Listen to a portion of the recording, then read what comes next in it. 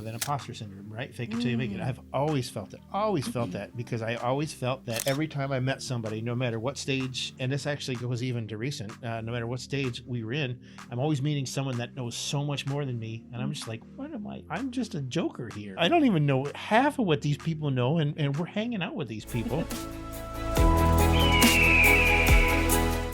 Hey, Flip and Dani here. Welcome to another exciting episode of the Freedom Show. And today, we get to interview each other. Yes, we're actually here in Santa Monica, California, and we wanted to record just a quick video to let you know we like to keep it real all the time. And so in this episode, we're actually interviewing each other and asking each other some pretty tough questions. So we hope you enjoy the show.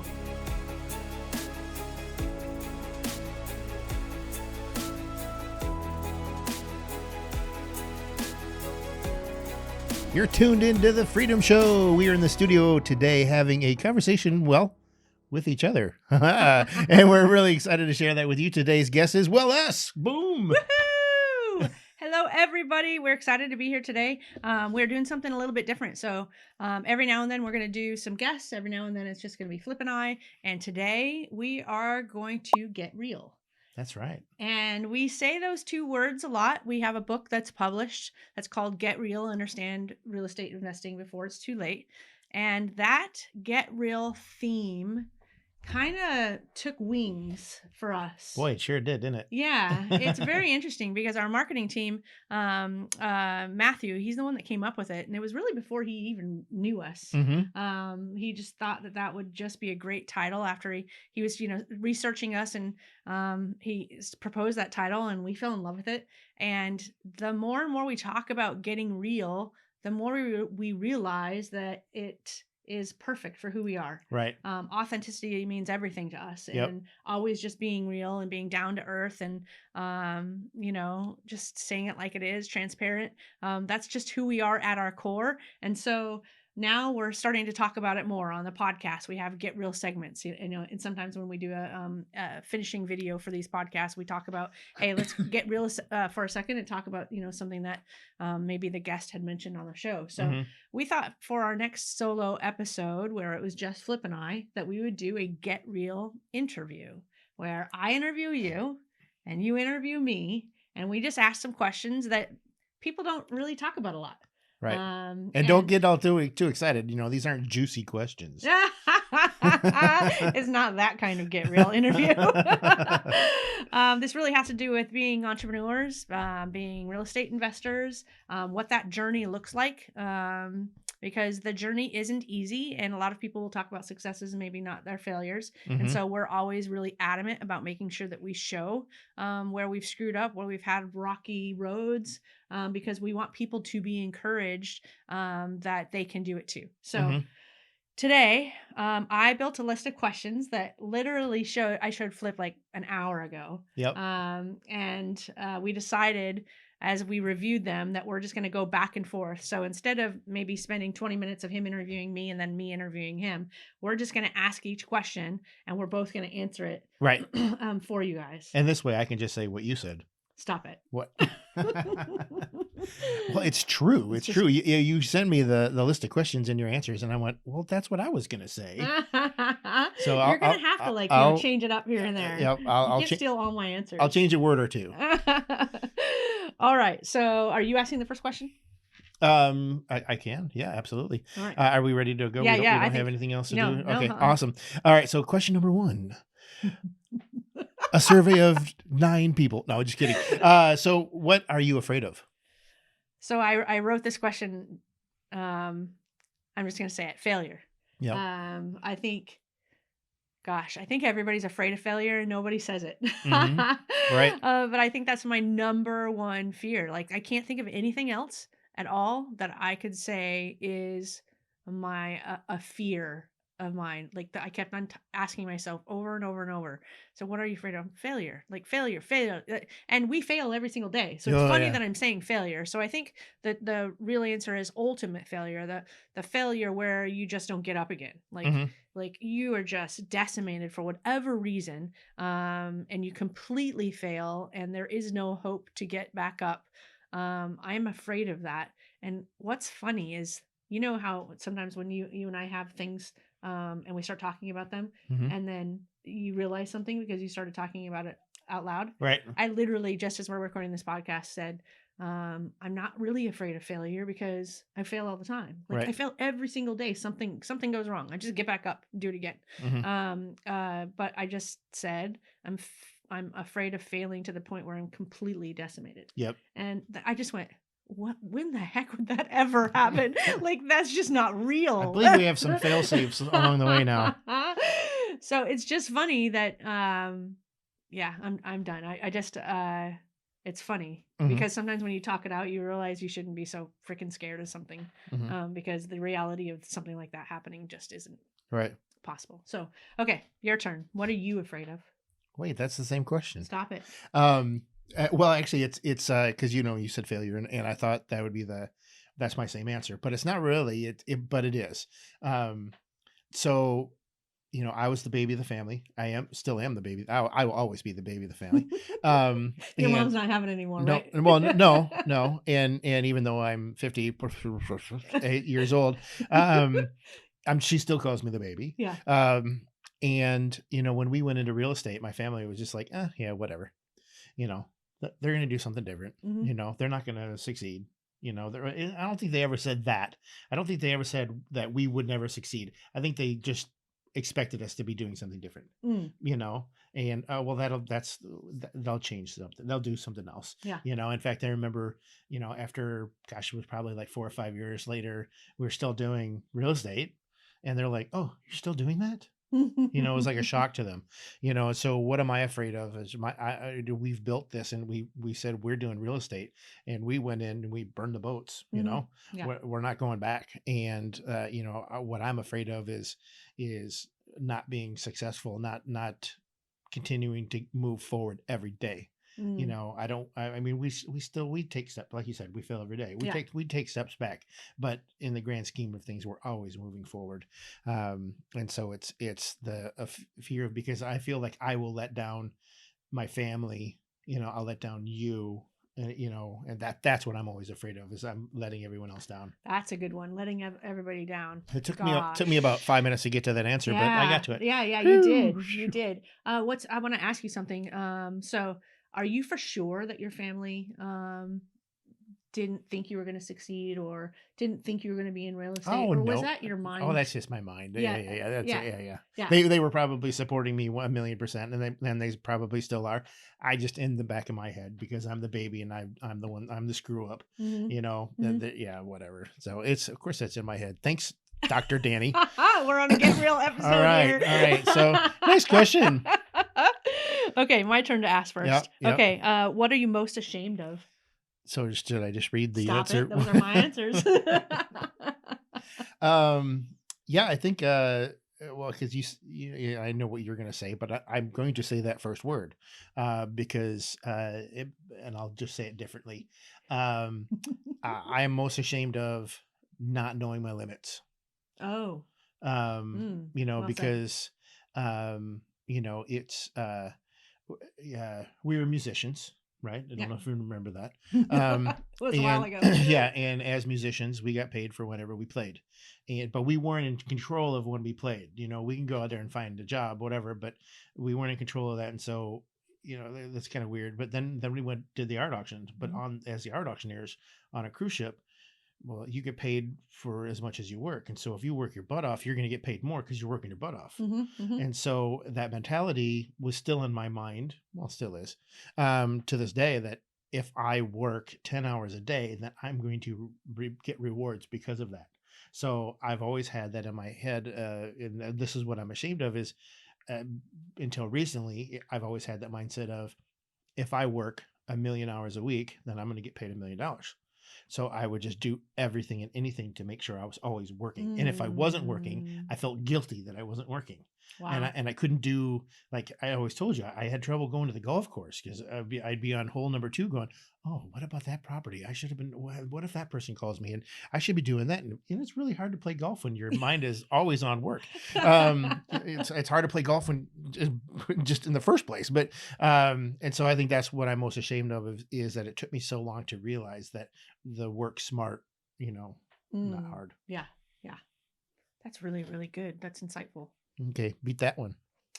What's funny is that we're going to tie into that a little bit. Mhm. I don't want to tie into it right now because it's another question coming up, so we won't tie into Oh, it. whoops, sorry. No. You did great. Because it really it's going to come together full circle in a few questions. Okay, is it my turn to answer that one? Yes. So question number 2. What are you most ashamed of?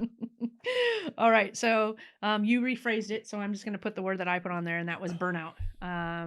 And how I let burnout get the best of me. And I think it was not knowing our limits. Because I know that people in our masterminds were constantly going, Dani, you're going to kill yourself. You're going too fast. You're crazy. Like, and sometimes they'd say it in a more flattering way. Oh my gosh, Dani, you're doing so much. I can't believe that you go, like, how do you do it all? Like, they'd literally jump on the phone with me going, how are you doing all of this stuff? And Right. I literally describe it as I build a snowball and I will put balls in other people's court to force me to keep on going. And so this snowball just kept on getting bigger and bigger and bigger. And I couldn't when people threw it back to me, I couldn't let them down. And so I had to get it done, and it just kept on rolling. And pretty soon it just, I feel like I've got this imagery now in my head of this ball going downhill. And it just went against this brick wall when we took our do not disturb.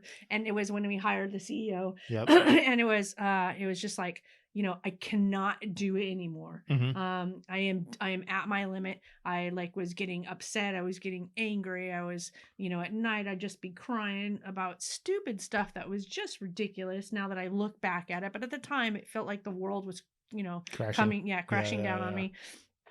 Anger, frustration, resentment, like all of those crazy emotions going through. And I didn't treat some team members as well as I should have because I was getting so frustrated. I wasn't being the leader or the manager that I should have because I was just so burnt out and frustrated. And I was like, why can't you guys just, do what you're supposed to do? Like, I'm dying over here. I can't do your job too.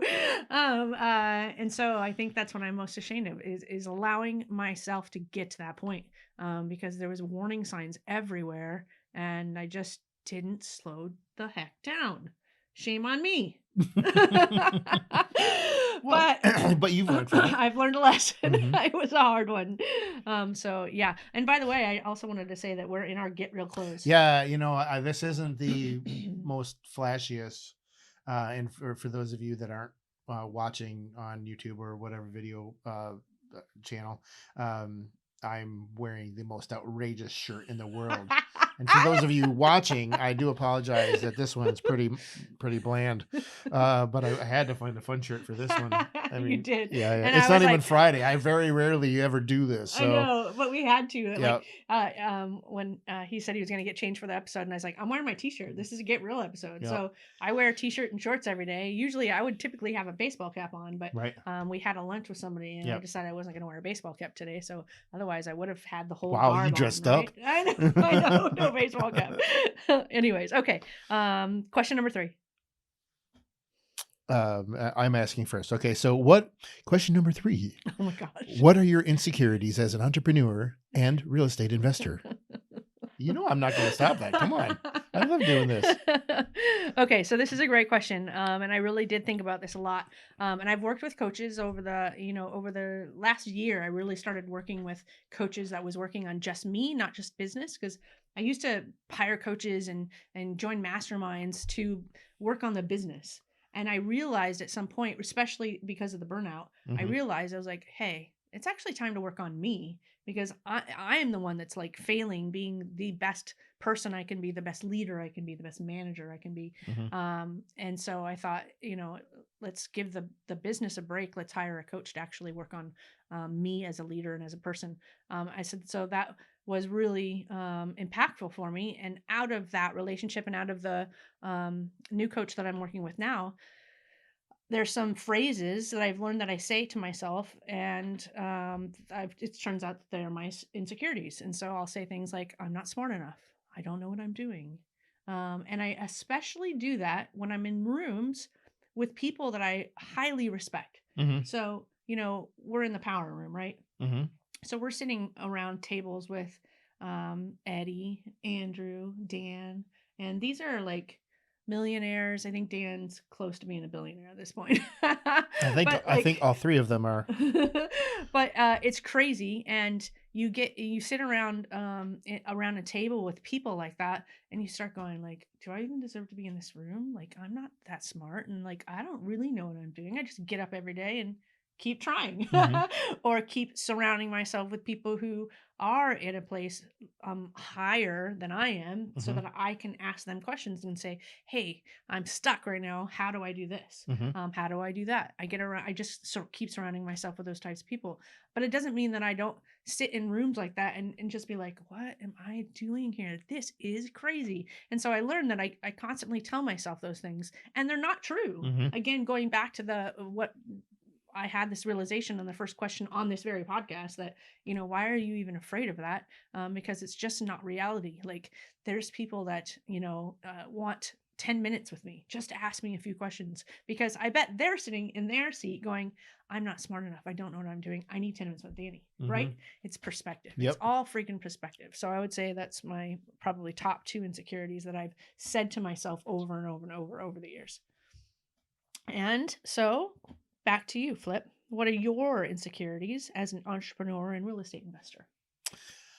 So I took the 3 minutes that I had to read these questions and think about the answer for this one. And so, like I said, we were musicians, and for a good, I would say a good percentage of the years that I was a musician, I was at the top of not the top, but I was top 1% ish of the performers and in the circle of people that I was with. And I was always a leader in everything I did. I was, a band leader, musical director, whatever, lead trumpet player, so I was always at the top. I was always leading. And when we went into art auction, well, I didn't really we were just by ourselves. Mhm. There was really no one else. So it was me and you. Yeah. All right. But then when we went into real estate, I was a fish out of water. And I really got, I didn't know. Well, I didn't know. You don't know what you don't know, right? And Right. so we went in not knowing anything. So, we studied and became realtors, whatever. So I was trying to learn about real estate, but it seemed like everybody I talked to knew so much more. Mhm. And then, and we did the class with Phil Grove, and, trying to learn. We were always learning. We were always Yeah. learning. But I always felt that, that imposter syndrome, right? Fake it till you make it. Mm. I've always felt that because I always felt that every time I met somebody, no matter what stage, and this actually goes even to recent, no matter what stage we were in, I'm always meeting someone that knows so much more than me. And I'm just like, what am I? I'm just a joker here. I don't even know half of what these people know. And we're hanging out with these people.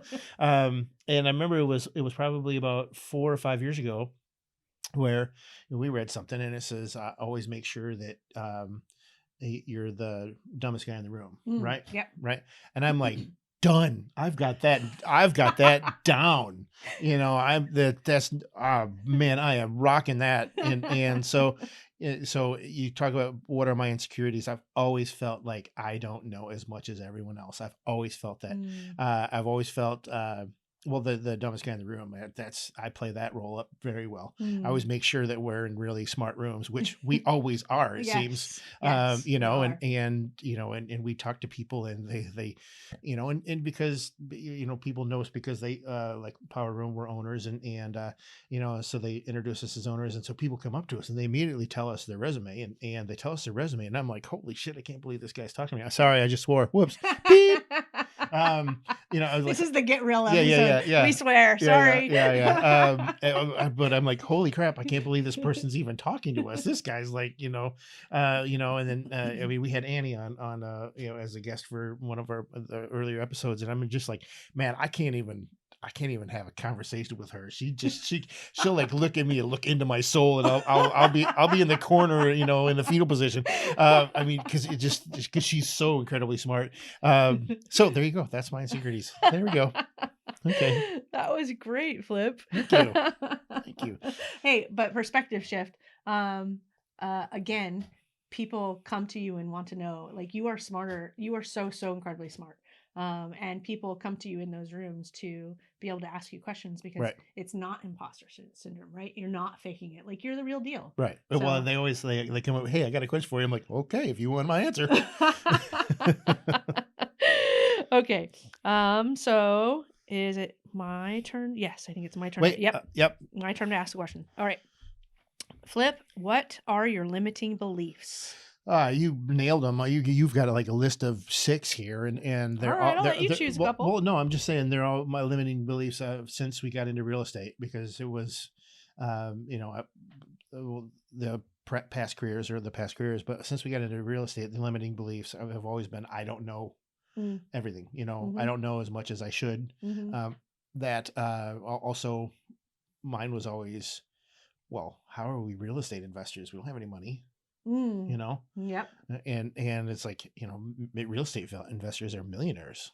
Right. They're driving around, Bentleys and whatever, and living in their huge mansions in Westlake, when we lived in Austin. Yeah. And I was just like, You need money to make money. yeah. I was just like, okay, we're real estate investors, so that's and then you also say something. I'll say this first one. Making Okay. money is hard. We always thought that, or I mean, I always thought that making Mhm. money is hard. It's hard work, and you have to work 80 hours a week, Yeah. and you have to. If you're not working 80 hours a week, you're not going to make money, and you're not going to be successful. And so Right. that goes back to the, what are you most ashamed of? That, or that I always did that. Oh, yeah. Right. Mm-hmm. Yeah, that's powerful.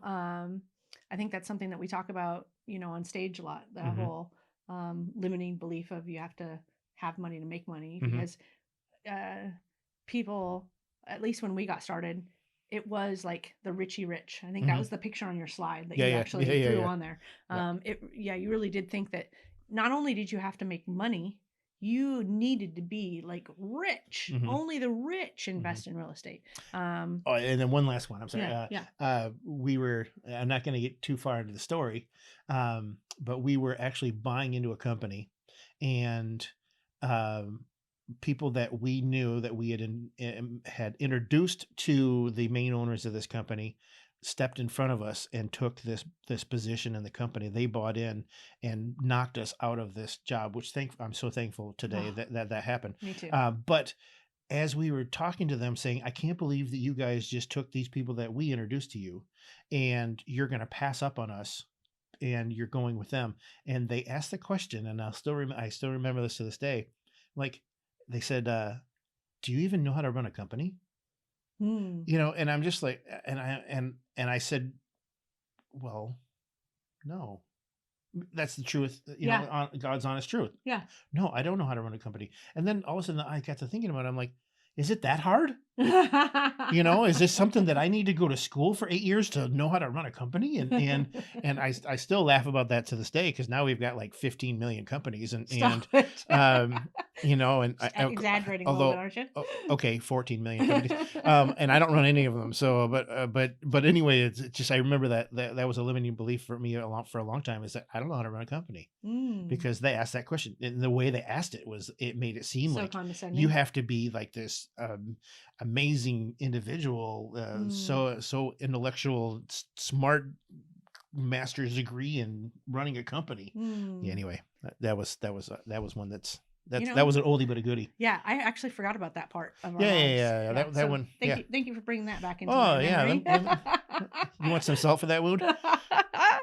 I'm so I'm sitting here just like saying how grateful I am that Oh, we yeah. didn't do that. Mhm. Wow. Okay.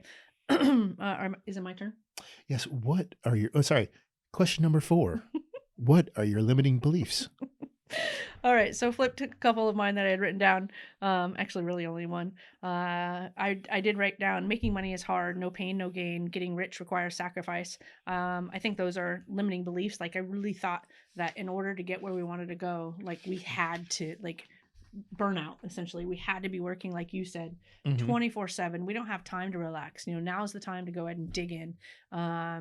you don't get to rest. Mhm. You have to work. You have to work. And thank goodness that we did not, pass away during this time of building all these companies, because that was no way to live, Mhm. right? Right. Quality of life was zero. We didn't have one. Thank goodness we had each other and we stayed together during that whole thing. So I don't think making money is hard. I don't believe in a no pain, no gain, and I don't think getting rich requires sacrifice. Mhm. And it took me all the way to here, to where we are now, Mhm. to actually get rid of those limiting beliefs. So now, what is my limiting belief right now? So I wrote down that I can build $100 million company or $1 billion company, because right now we're a multi-million-dollar company, family of companies, and I've said to you, I want us to be a $100 million company, Mhm. and that part of me is like, Dani, get real. I don't think the get real is supposed to be said that way. No, it's not. But it's kind of what I'm telling myself, That's right? funny. That's a new book. But yeah, I think it's a little bit of a limiting belief of, can I do it? And I know I can. And this is what I wrote next. There's a polarity in me that says I know I can do it, and I'm not sure if I can do it. And I feel both things at the same time. Mhm. It's like, I know I can do this. I've got this. Mhm. And then at some point during the day, or even at the same time of me saying that, some little small voice inside of me is going, can you? Mhm. You said you could, but can you? And I think when I have no polarity ever going on is when the roller coaster is like on the down. It's at that bottom, right? Mhm. Or always, up and down, up and down. Like it's a roller coaster to build businesses, like Mhm. we're doing. And when it's down, then I go, I can effing do this. Mhm. And like, I just refuse to lose. Right. And that is the point in time where like my like grit and tenacity and everything kicks in. And I just like, I can do it. I can do this. I can do this. I refuse to lose. I will do this. And it turns into, I will. It's not even I will do this. Mhm. And I think that's like, it has taken that type of attitude to get us through some of those hard times. Right. Because they come no matter what. They're going to keep on coming. The bigger we get, the bigger problems that come our way. And that's just reality of building companies and building businesses. It's not for the faint of heart. You do have to have grit and tenacity and determination. And you have to have that I refuse to lose mindset. But it's when you're at the top, you're going, whoo, look what we built. I can't Mhm. believe we did this. And then that's when you have some of those limiting beliefs, because you're just like, wow, I did that. Okay, can I go bigger? Can I? Yes, I can. Can I? Yes, I can. Can I? And you just go back and forth Yep. until like it gets down to the nitty gritty, and the character that we have says, I refuse to lose. We are going to keep going, and we're going to do exactly what we said we are going to do. So that's, I think, that's my big, I think, limiting belief, is trying to really understand and grasp that polarity concept of you can believe one thing and also kind of question it at the same time. Mhm. All right. Ready? Yes. Question number 5. What do you want more than anything else? Okay. All right. I actually wrote down 2 things, but I'm gonna use the very first one, and I might say both, but I have a feeling you might say the second one. So I'm still gonna say both. You're gonna have to think of something new. Okay. So what do I want more than anything else? So I want to step into who I am meant to be. So I feel like this get real concept is as close to what we were meant to do in life than we've ever been, because it's crazy everything that we've built, and we've been trying to figure out how do we give back. Giving back is something really super important to us. So giving back initially is, for me, the causes and the organizations that we want to give back to. That's what giving back is. But giving back is also like helping others, providing, what we're providing. I actually think our business is, to me, giving back. It's like we've been on this journey, but now passive investors can invest with us, right? And reach their financial freedom. And I feel like that's like our way of, hey, we've been on this journey. It's been tough, but we're here and we did it. Now, jump on our bus. And let's, like, to me, that's partly giving back, because one of the hardest questions to answer is always, who do you trust? And we want to be those people that people say, I trust Flip and Dani. Like, holy crap. And so, and then going to events and speaking, Mhm. and like, just doing whatever it is that we can do to help. But it was not until we started talking about this get real concept that I just went, this is it. Like, not everybody talks about um, the rough stuff. Not everybody says what we're saying on this podcast today, Right. right? And does a whole like topic about it. And I think it really allows you to look behind the scenes at people who have reached some level of success, and just go, they are real people. Like, if they can do it, I can do it too. Here, And here. I think that's our thing, is if Flip and Dani can do it, you can do it too. Mhm. And so I really, really love, that's what I really want more than anything else, is for us to be able to have an impact financially on causes, but also on people's lives, and letting them know, hey, get out there and make it happen, because you can do it. And then the other thing I wrote down here was, I really want wild and crazy success, because that means that we won, Mhm. and we get to give back in massive ways to things that we care about. Mhm. And if we won, that means our team won. That means our investors won, Yep. and we get to continue to help others. And so that's how I'm going to answer that question. So your turn. Yeah, if you would have asked me this question, which I believe you actually did ask me this question about 10 years ago, I think that my answer was that I want more money than humanly possible. I think that was my answer, verbatim. And that's changed immensely, because now it's not that. I mean, well, yes, I want money, but not like that, not in that way. Mm. I mean, we want to give back, and we want to make money so we can give more. Yeah. And so I do want more money than, humanly possible, but not just for me. Right. It's so that way. I mean, there's teammates that we have, the team members that we have that have kids now, and well, I want to make sure that they go to college. I want to I want to have some sort of a scholarship fund for them. I want to, I want to take care of the team. I want to take care of, and that's just the team. But then it's just, the foundations and other things that we give to, and I believe that's company number 8, the Freedom Foundation, and or 9 or whatever, 10. I've lost count. And so that's, that's what I want. And I wouldn't have thought of, well, granted, back then we didn't have a team. So, and we didn't have all these companies and everything, but as we built the companies and the more and more they turned into family, that's, that was, definitely first.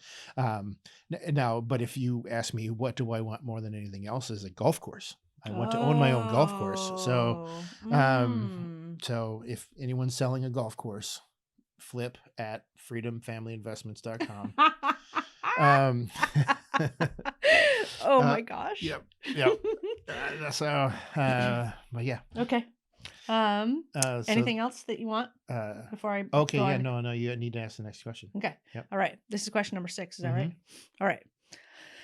What do you want people to say about you when you die? So that's interesting, because it's like I have 2 different lives.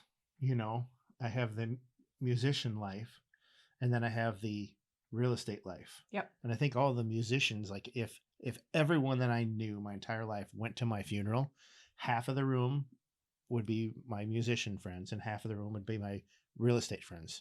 And the musician's friends would be sitting there going, what did he do? And then all my real estate friends would be saying, he did what?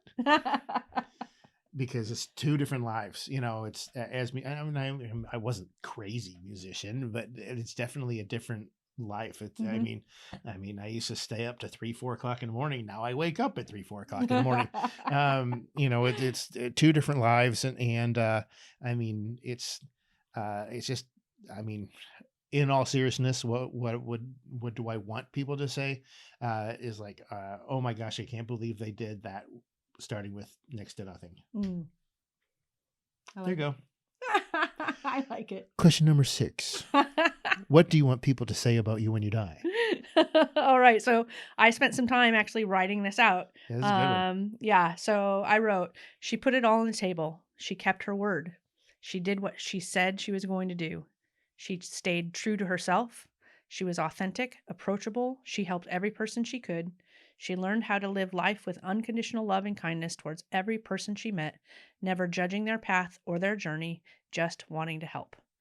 And I think that's what it is. I know I've actually written my obituary, and it didn't even have that in it. Oh, wow. But literally getting ready for this episode, I was like, yeah, how would I answer that? And I just kind of just closed my eyes and dug in and wrote a little bit, and then closed my eyes, dug in, wrote a little bit more. And that's it. Like, I want people to know that I did everything possibly that I could to help other people.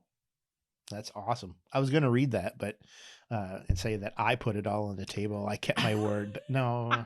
All right, next question. Yes. Question 7. What are you most proud of?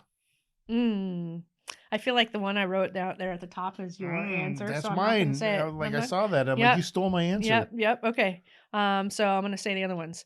Always learning, always getting stronger, always surrounding ourselves with people who want to see us win and willing to help us get there. I think that's not true for everybody. I think there's times where natural ego comes into play, natural human tendency comes into play, where you get jealous of other people who are succeeding, or you get upset that they are in a place where you want to be and you feel like you should have gotten there first or at the same time.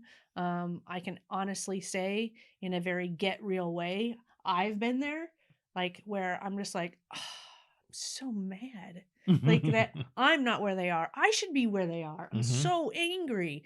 And as a result, I wasn't happy for them. And that was just a sorry ass way to live. And it's just bad as a human person, like overall. So I think that learning that is definitely something that I'm very, very proud of, and surrounding ourselves with people who are like that too, who really cheer us on when we win.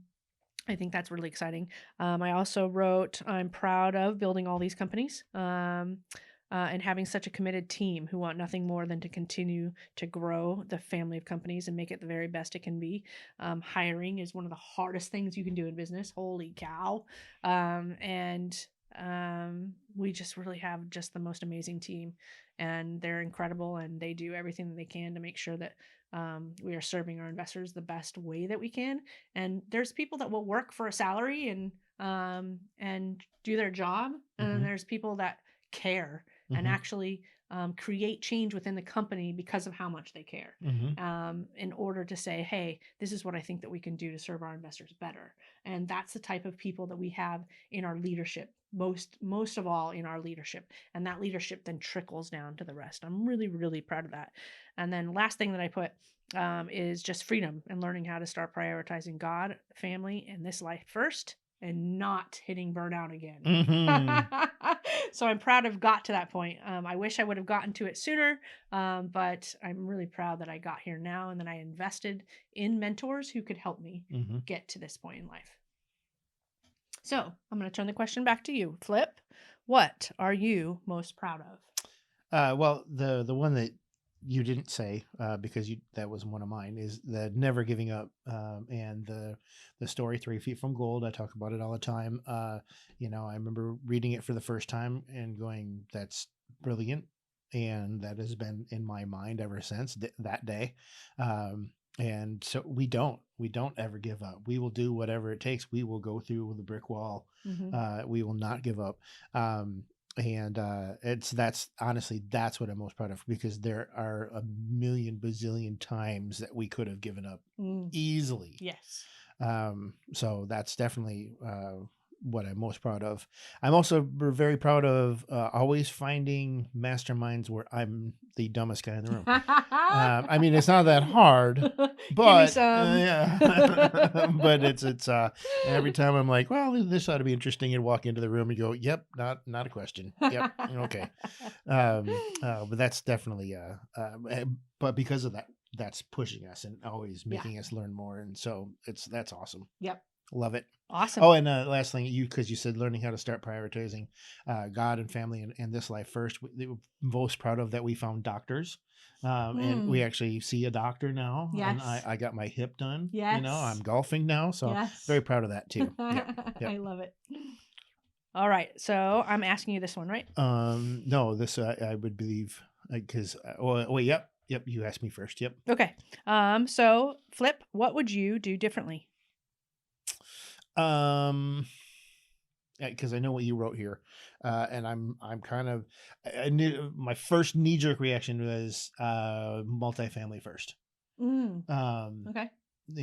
I also know that what you say here, and so I'm not going to steal yours. You can steal some of No, it. no, that's okay. I definitely would have said doing multifamily, getting into that first. I mean, we didn't think we were going to get into single family because we didn't have any money. Mhm. I mean, had we known that we could have done multifamily without any money, we would have done that. Yeah. But we didn't know that. But it's kind of I like it. I love the path we did, and I think it was perfect for us. And I'm glad we did everything the way we did it. Yeah. Okay. So I'm going to answer that one. Yeah. Sorry. Question number 8. What would you do differently? Do you even know if it's 8? Yeah. Okay. 5, Have you been 6, counting? 7, yep. Okay.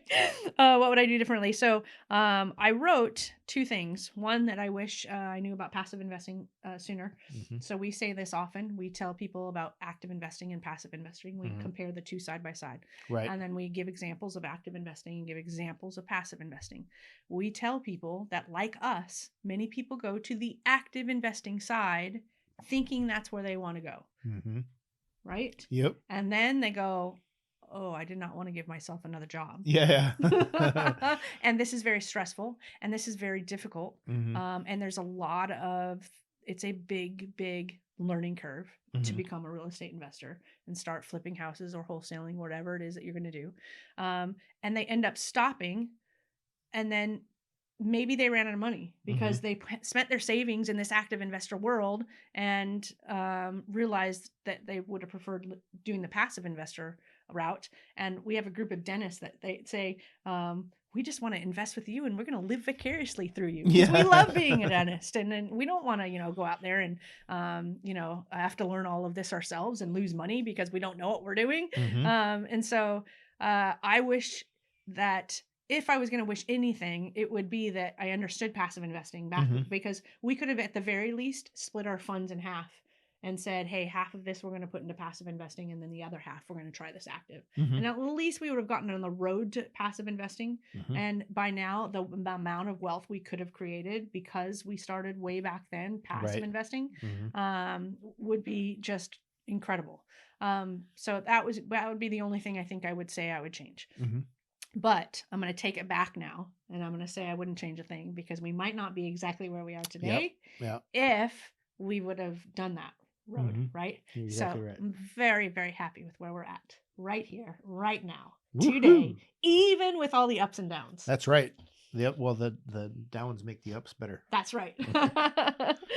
Okay. All right. So last question. Yeah. Question number 9.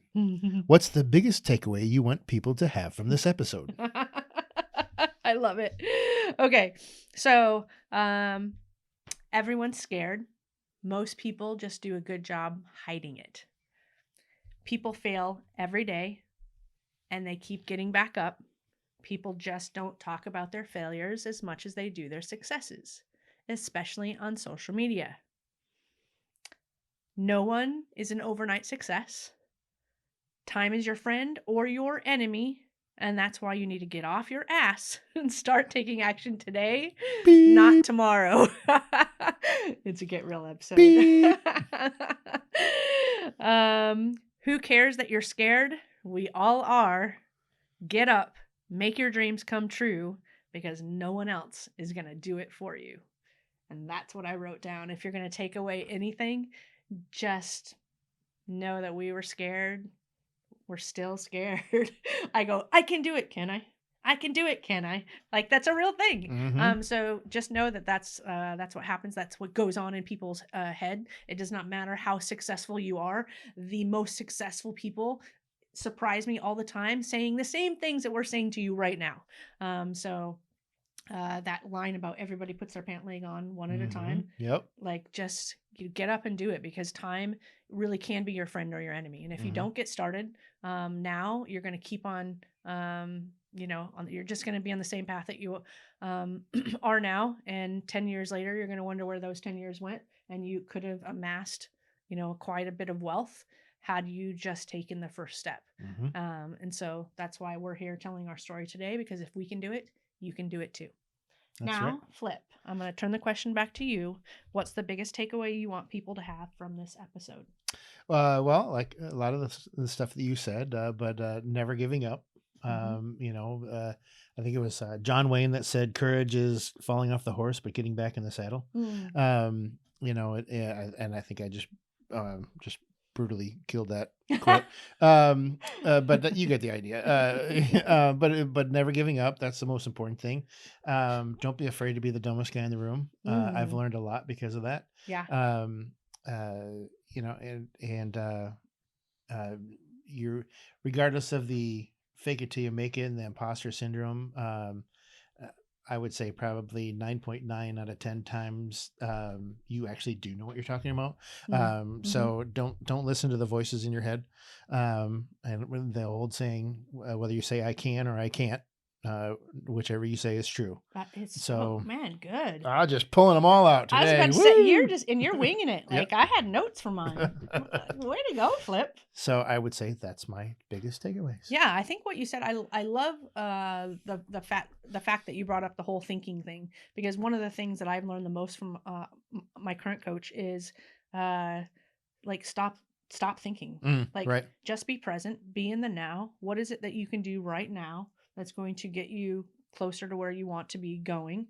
Give it, care and attention and quality, and stop letting your mind run the game. Right. Like, because most of the time, 99% of the time, your thinking gets you in trouble. Like your mind is telling you things that aren't true. That's why I liked Annie's episode about truth and lies. The things that our mind is telling us is not true. And so you have to surround yourself with people that actually understand that and get you to turn off that thinker, and just keep on going and know that you can do it, and that things will fall into place, depending on where you're going and what you need. And it's just happened for us over and over and over again. We're here for a reason, and I think it's crazy awesome. Yep. So love it. I want to keep on turning that brain off whenever I can. Okay, so we're gonna go to the next segment. Okay. All right. So we have a reaction segment, and I was trying to decide what we were going to do for this segment, because I always try to look for trending topics or something that people Google a whole lot, and we can just talk about it and go back and forth. I decided for this segment it was going to be authenticity, the good, the bad, and the future. So it's very rare to find people who are truly authentic. I was just on a virtual mastermind and they asked me to speak. And this is why do you constantly, Dani, why do you constantly say, I'm not smart enough and I don't know what I'm doing? Because like people ask us to go on stage and speak, and this is a mastermind full of really, really incredibly smart people, and they asked me to speak. And so I it just again tells me to stop using this noggin of mine, because it keeps telling me lies. But anyway, so they asked me to speak, and one of the things that I said, they were asking about leads and getting investors, and I said honestly, I'm transparent, I'm authentic. I tell people our worst failures. And literally, I saw a couple jaws drop. Like, what? Like, why would you tell them like your failures? That seems counterintuitive to most people, to talk about where you fail. And, I was just like, I'm very much about authenticity and just keeping it real. Like, I don't want somebody telling me all the good stuff. I want to understand where things went wrong and what they do about it, because so many times people will run. They will meet a challenge and they will run away. And all the people who refuse to run away are stuck holding the bag. Yep. And I don't want to invest with those type of people. I don't want to surround myself with those type of people. So I'm very eager to talk about the bad things that happen, so that people can understand my character and what happens when bad things happen. I think that's just the way things should go. Even though we are going to be the rare birds that do it, I think that we're getting into a culture where people are requiring people to be more authentic. They're asking the hard questions and saying, hey, I want to know the goods and the bads, because if you tell me it's good all the time, then I actually am just going to run away. So I believe that we're going to, as we grow, through humanity and where we're at now as a people and as humans, I think we're just requiring it and it's going to get better. But I think some people will flip it on its head and be even more inauthentic. In an effort to try and be authentic, they're going to figure out how to like do it in the wrong way. You know what I mean? So it's just going to be crazy. What's your thoughts on authenticity and the good side, bad side? What's going to happen in the future? What's going to happen in the future? I have no idea on that. I mean, I always think about wholesaling, and all the Facebook groups. All it is just people posting checks, and I recently had a friend that they went into wholesaling because they're like, man, this is super easy. Everybody's making a ton of money doing this, man. And I learned how to do it. I'm going to make so much money. 6 weeks, seriously, 6 weeks. And they already quit and they're doing something else because they're like, man, that's hard work. It is, but nobody tells you. I didn't get one deal under contract. I expected to have like 3 or 4 by now. And I didn't get one under contract. That's hard. And I'm just like, oh man. Yeah, right there. That's the good and the bad. Yeah. They want to sell you a course or something. Give me your money. This is easy. You're going to make $10,000 in your first deal. Yep. Yeah. Yep. That's crazy. Yeah. Okay. I just and with the social media, it's so jaded and it's so far to the side of fake, and it's not hard and it's easy and all you're going to do is make money and you don't hear that nobody's authentic and yeah. Blah. Thank you. Now I know how you feel about that. Yes, exactly. All right. Okay. Well, you're listening to The Freedom Show with Flip and Dani, and we are going to be right back after this short commercial break. Add new income streams to your financial statement. Freedom Family Investments can help. Own property and get paid rent. Join funds and get paid interest. Wealth is well-being. Own your own future. Freedom Family Investments. Get more time to focus on what matters. Learn which investing path is for you, where to start, and who to trust. Visit freedomfamilyinvestments.com. And welcome back to the Freedom Show. And this is I'm interviewing her. She's interviewing me. Kind of a different kind of episode here. And so this is the time of the episode where we do flips. What do you call it? Real quick with Flip. Yeah. So today is real quick with Flip. And Dani. And so I think you know how this works. So yes. do you want to give me your 5 or do you want to just you do one, I do one? How do you want to do this? No, I'm going to give you your 5 Okay, and then you can give me my 5. Okay, good. You ready? Yep. Uh-huh. All right. Disney or Universal? Oh, that's hardcore. I know. I'm going to go Universal. Okay. Oh, this one's easy. MSU or Michigan? What? This is the week to ask that question. That's why I asked the question. My gosh. Michigan State. I won't even say that other one. Football or basketball? Both. Corvette or Ferrari? Corvette. And this is kind of between you and I, but Mimi's or wings? Oosh. Depends on the day. I'm going to go with wings. Oh. You didn't see that coming, did you? I did not see that coming. So we go to this Yep. restaurant and boy, I think I could just order for you. Yep. He wants Mimi's. Yep. It's like a big Chipotle salad. So it's yummy. All right. You ready? Yes. All right. So mine are much more serious than that. I doubt it. Yep. All right. Messy desk or clean desk? Clean desk, please. Reality shows or documentaries? Oh, documentaries. Art museum or history museum? Art museum. All right. Toilet paper, over or under? Over. Last one, very important, very important. Would you want a time machine or a magic wand?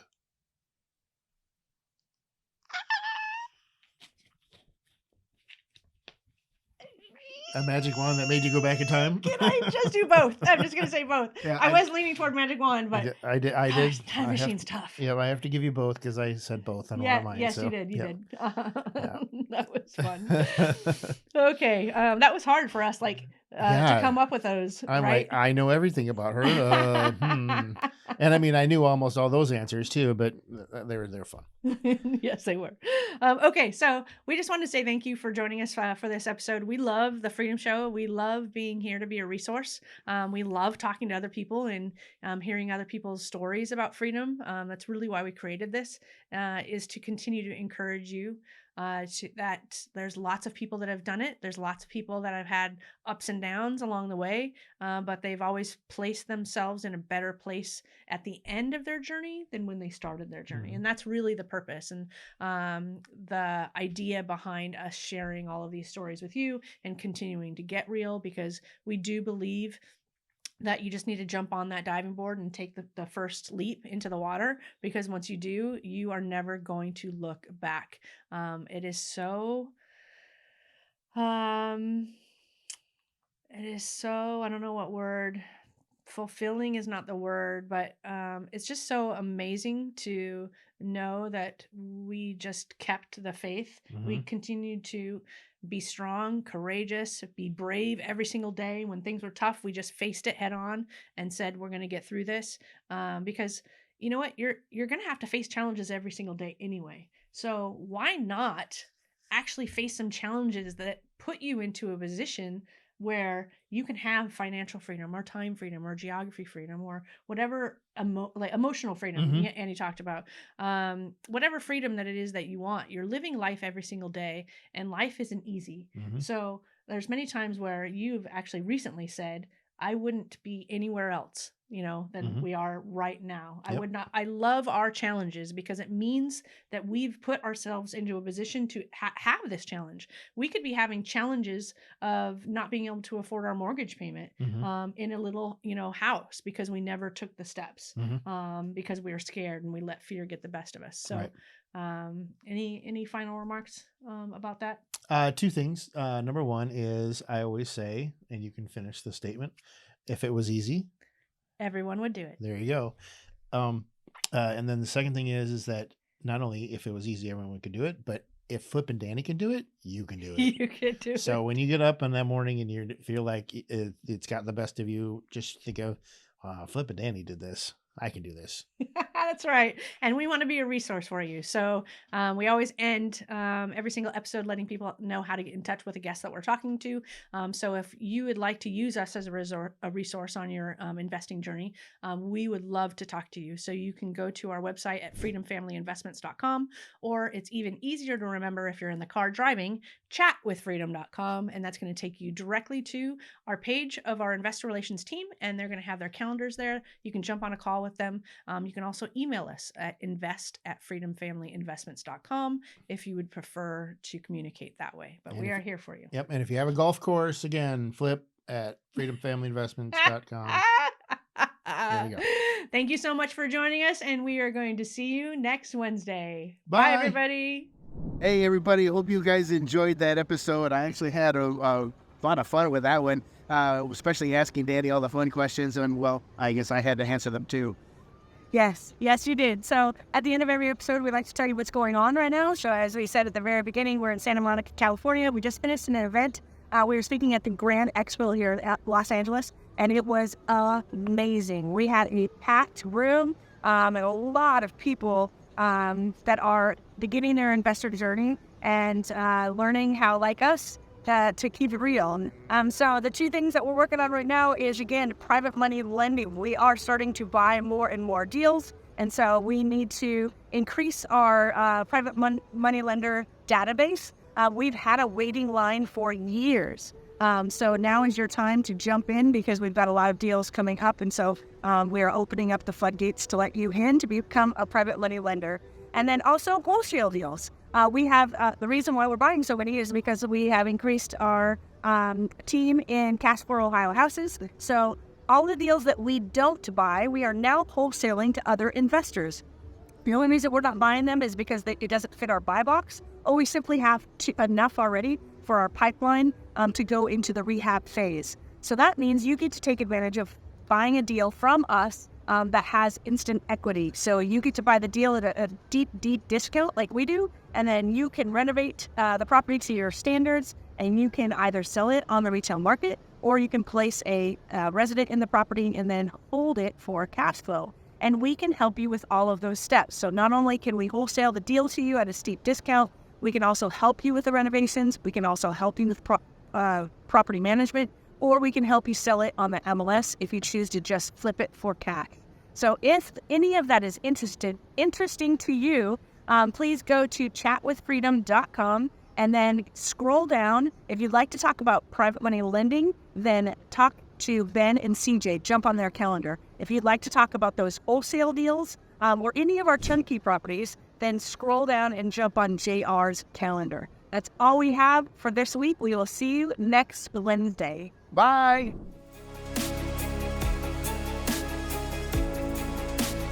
Nothing on this show should be considered specific, personal, or professional advice. Please consult an appropriate tax, legal, real estate, financial, or business professional for individualized advice. Opinions and information on the show are not guaranteed. All investment strategies have the potential for profit or loss.